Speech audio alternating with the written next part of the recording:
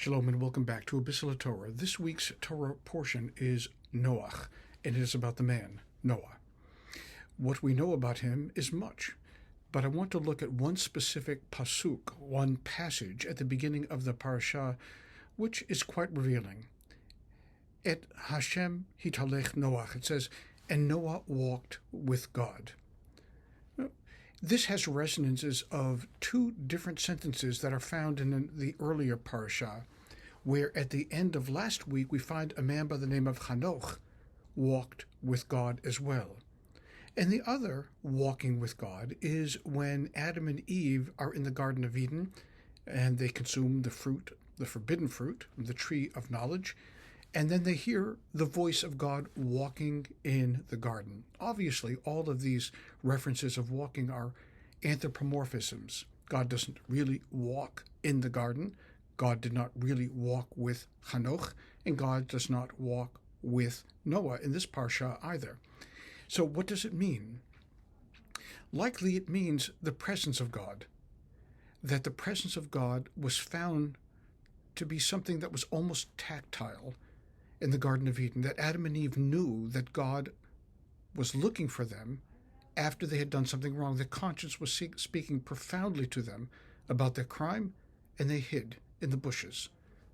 And then later on, this man Hanoch walked with God, and we understand from the specific passage there in the 5th chapter of Genesis that here was a man who was extraordinary in a time when people were going and doing vile, terrible things to one another. Hanoch maintained his integrity. So there in the second passage, the walking refers to the way in which Hanoch conducted his life. And now, in the Parsha of Noach, we find that he walks with God as well. And of course, this is why ultimately he is saved.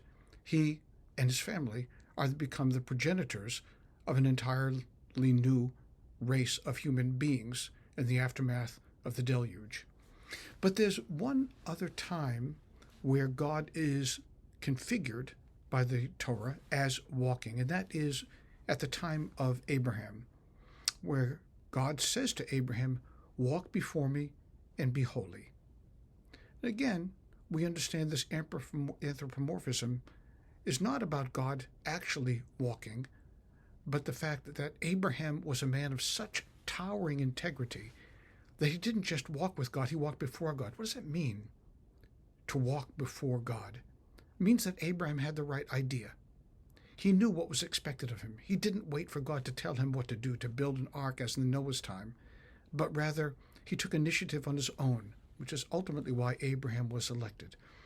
And I think the Torah portion for this week has a message that wends its way into the heart and soul of every human being. We always know what the right thing to do is. We don't always perform those actions in consonance with our moral fiber, with our soul, but we always know. It's a good idea. A good idea to wait sometimes before making a decision, before uttering words that could cut a person into pieces, or doing something that would later fill us with deep remorse and regret.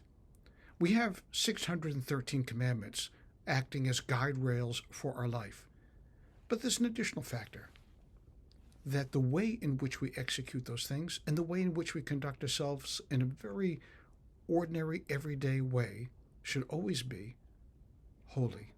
In that way, we transcend the idea of just walking with God, but we become exemplars of what Abraham ultimately became when God said, walk before me. You and I have that same potential as well. Let it be so. Shabbat Shalom.